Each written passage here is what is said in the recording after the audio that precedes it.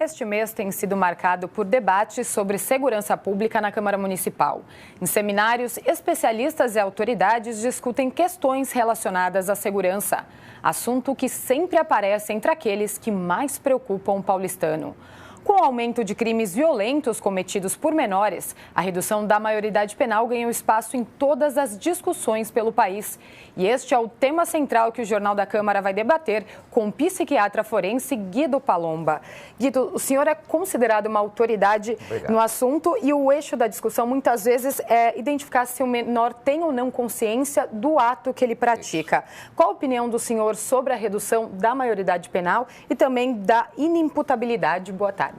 Boa tarde, muito obrigado pelo convite. Para mim é uma honra muito grande estar aqui conversando com você e com seus espectadores. Bom, eu estou absolutamente convencido que é preciso a aplicação de alguma coisa que esqueceram, que é chamada semi-imputabilidade. Isto eu vou explicar melhor. Na natureza, nada dá saltos. Por exemplo, você tem à noite, você tem o dia, mas entre a noite e o dia você tem a aurora. Os frutos, eles sazonam-se aos poucos também. E da mesma forma, os neurônios cerebrais, eles também amadurecem aos poucos. É gradativa a escala de amadurecimento e, consequentemente, da responsabilidade penal e da capacidade de imputação penal. Então, muito bem. O senhor, então, quer dizer que cada caso é um caso e não dá para sentenciar se o senhor é a favor ou não da redução? Não, eu vou dizer. Então, vamos lá. Aplicando essa lei da natureza a essa questão da diminuição da maioridade, nós temos o seguinte. Hoje, se você tiver um indivíduo que comete um crime com 17 anos, 364 dias, ele vai para a irresponsabilidade e para a inimputabilidade. Se esse mesmo indivíduo cometer esse crime no dia seguinte, é a imputabilidade e digamos, a responsabilidade penal plena.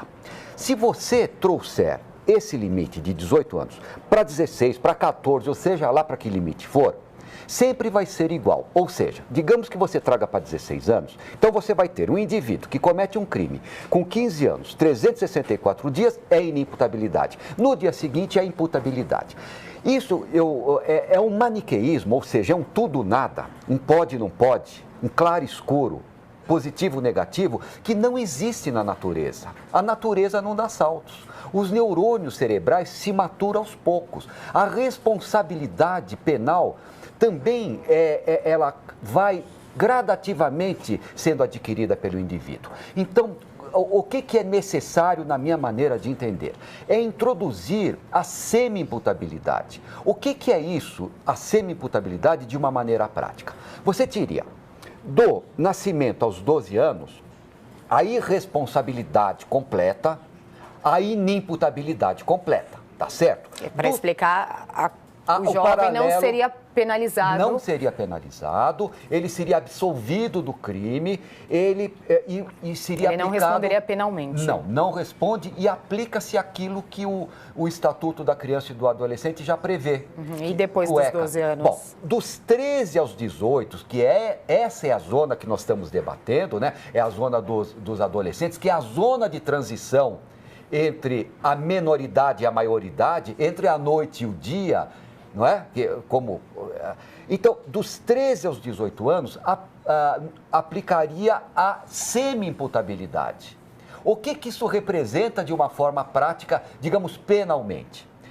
O indivíduo que comete um delito dos 13 aos 18, ele é julgado como se fosse um criminoso comum.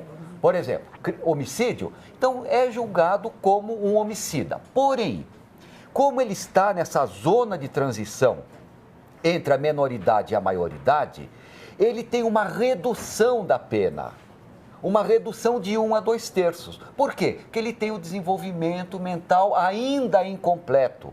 Então, essa redução de pena, o que acontece? Digamos que ele cometa um homicídio e pegue 30 anos de pena. Ele é julgado como um criminoso comum. Mas ele tem a redução, dependendo dos antecedentes, se ele já teve reincidência, etc. Ele pode pegar uma redução de pena de 1 a 2/3. Digamos digamos que ele pegue 2/3 de redução, ou seja, 10 anos seria 10 anos de pena. Ele cumpre esta pena até os 18 anos na casa, na Fundação Casa. Com 18 anos ou melhor, com 18 anos, completou 18 anos, é transferido para uma cadeia para cumprir o resto da pena que ele deve. Então, seria uma forma de não usar esse maniqueísmo de redução pura e simplesmente. Seria uma zona de transição. Digamos um indivíduo como, por exemplo, o Champinha, que cometeu um delito hediondo. Enfim, é um delito que ele, se fosse julgado como um criminoso comum, seriam uns 60 anos de cadeia no mínimo.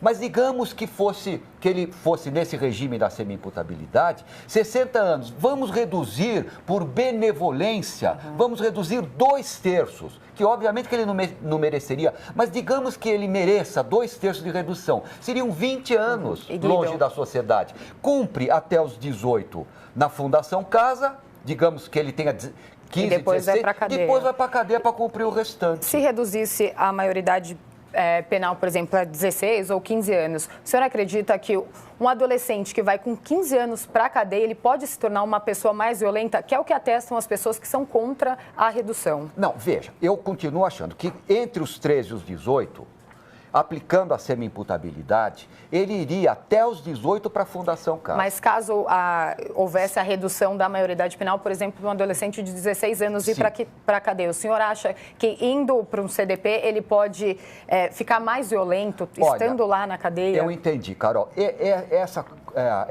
Esse argumento é uma falácia. Porque eu acho que nós temos que, antes de pensar como é que nós vamos recuperar, depois que ele praticou o delito, nós temos que pensar na salvaguarda social. Em primeiro lugar, a salvaguarda, tirá-lo da sociedade para a defesa da sociedade. Depois tentar recuperar, se possível. Porque eu posso garantir para você, hoje, com já muitos anos de exercício dioturno dentro desta área, que existem pessoas que são irrecuperáveis. Mas o senhor também não acredita que tem que ter uma contrapartida do sistema penitenciário que ele consiga reabilitar esse jovem? Claro que tem que haver. Claro que tem que haver. E hoje não acontece isso? Não, hoje não acontece isso e eles são colocados, eles voltam para a sociedade e apresentam periculosidade social.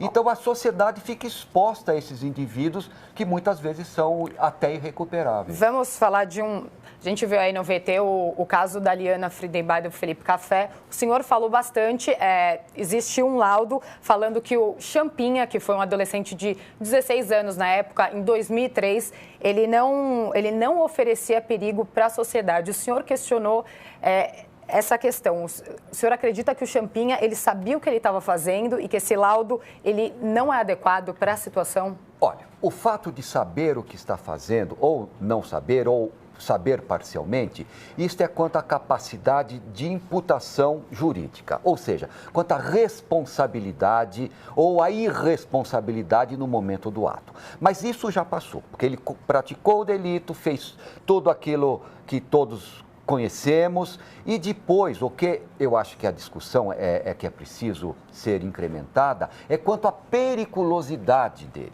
Se ele tem condições de voltar ou não ao seio da coletividade sem colocar em risco os outros. O que eu soube deste caso, o que ficou fartamente explicado pela mídia, é que ele é um indivíduo portador de altíssima periculosidade. Indivíduos semelhantes a ele, com essa natureza, eles dificilmente voltam à sociedade sem voltar rapidamente a delinquir. Então, eu acho que é isso que é preciso discutir, é justamente o que fazer com esses indivíduos que são pessoas que têm, além de ter periculosidade, que é uma coisa que está nele, eles são temidos pela sociedade. Se ele for colocado na rua, as pessoas não vão querer ele por perto. É uma temibilidade. E essa temibilidade, ela também deve ser vista no sentido de o que nós vamos fazer com um indivíduo dessa natureza. Muitas vezes, isso tudo leva ele a delinquir mais rapidamente ainda. E o que devemos fazer com esses indivíduos dessa natureza à luz do direito penal e também da medicina? Olha, o direito penal e aí a medicina caminha a par e passo, tem a instituição da semi-imputabilidade. A semi-imputabilidade, ela pode prever um determinado acontecimento que se chama medida de segurança. A medida de segurança é diferente da pena corporal. A pena corporal, se o juiz, eu vou simplificar, na pena corporal, se o juiz decreta 5 anos, digamos, depois de 5 anos ele tem que estar na rua, tenha ou não tenha periculosidade. Na medida de segurança, não. Se o juiz decreta, por exemplo, 3 anos de medida de segurança, não é que terminado esse período ele vai para a rua. Ele é sujeito a uma verificação de cessação de periculosidade. Se ele ainda apresentar periculosidade, ele fica mais um período. E assim por diante, e pode se tornar, se ele apresentar periculosidade, até como uma prisão perpétua. Aí você diz, puxa, mas prisão perpétua não existe no Brasil. Não é prisão perpétua, é medida de segurança perpétua, que alguns indivíduos, infelizmente, precisam.